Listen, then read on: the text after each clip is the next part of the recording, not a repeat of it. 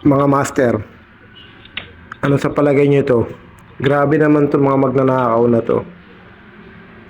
Gabi ba to? Pero maliwanag eh. Dalawa lang sila.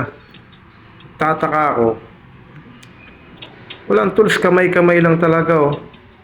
At binabali yung pipings.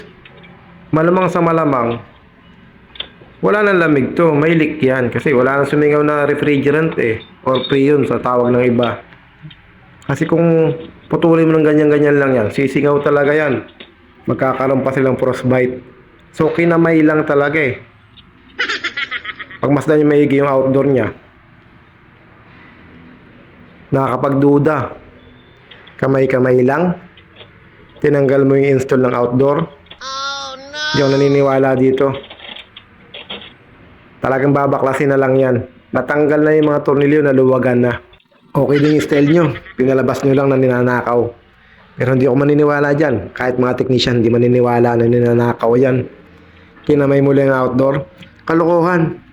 Pinutol mo yung pipings, walang sumingaw. Di ba? Ang maniniwala lang dyan, yung mga walang alam.